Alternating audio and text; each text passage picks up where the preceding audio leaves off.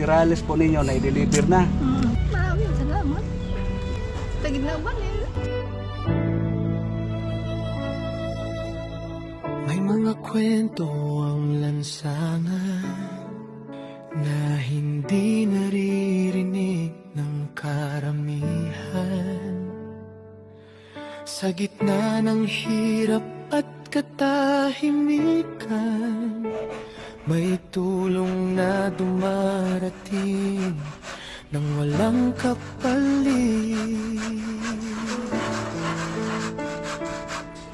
May mga pamilyang kulang ang hawak, pero buo pa rin ang loob at pangarap.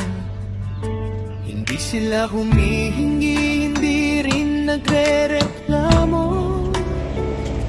Tahimik na lumalaban sa hamon ng mundo. Dito pumapasok ang munting kamay, hindi para ipakita, kundi para umalalay. Kung anong meron, sapat nang ibahagi.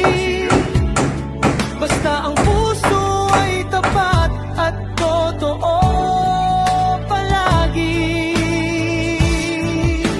Ang Reneosiblos, simpleng pagtulong lang para sa mahihirap, walang kapalit na inaasam.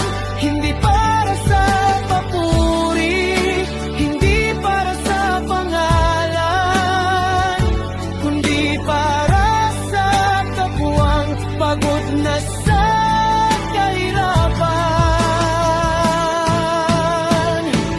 Kung may gumaan na kahit isang araw, sa gitna ng hirap may pag-asang sumisilip agad. Ito ang dahilan kung bakit nandito kami, tumulong ng tahimik.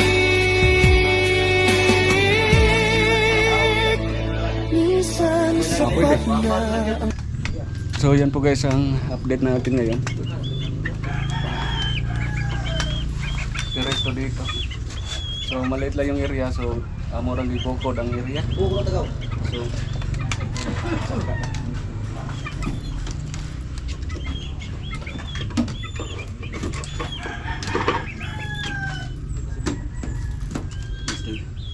hindi na yung puntahan. Nakapanis siya dito kanang upuan, railings para hayahay na ikalingkod-lingkuran. So diri sa sulod, so natay bintana, parang dili siya limo, duha ka bintana. Sikit ra ginon sa pikas balay, pero sige lang, at least nga nakuan ginato ang area, natilok ang area. So ang CR ni nanay,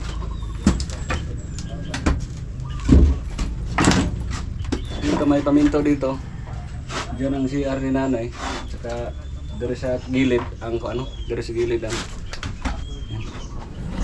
Dito yung CR. Dito sa gilid ang ano po, ang lababo niya. Yung kapag magsaing siya, kasi butin lang yung gamit ni nanay, hindi kahoy. So dito lang. Maliit, gamay lang kilba no? Meter lang. So ito yung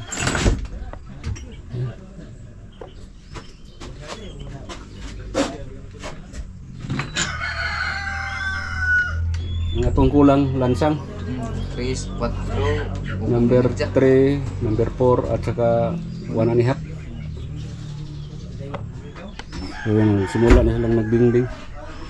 Kulang yung lansang natin. Yan po, shout out.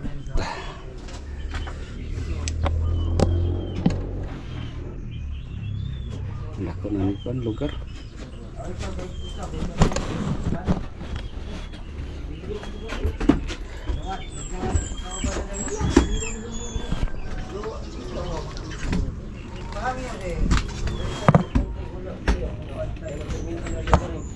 Mo trabaho mo dre mo?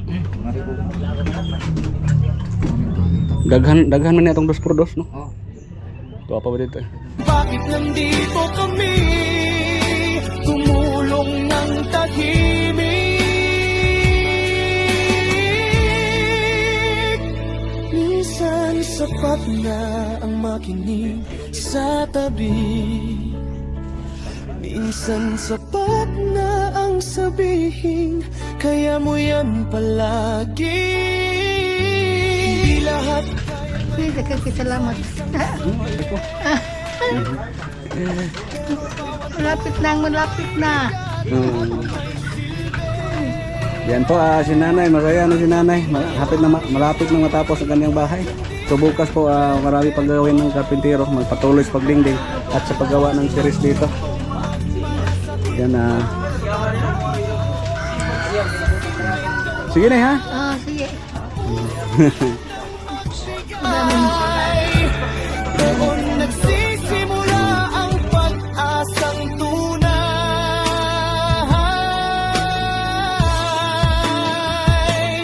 Kung napadaan ka sa Rene o Siglos ngayon, sana maalala mo ang aral ng panahon. Hindi kailangan mayaman para tumulong. Kailangan lang ng pusong marunong at umunawa. Rene o Siglos, simpleng pagtulong lang para sa mahihirap, walang kapalit na inaasam. Hindi para sa papuri, hindi para sa pangalan, kundi para sa kapwang pagod na sa kahirapan.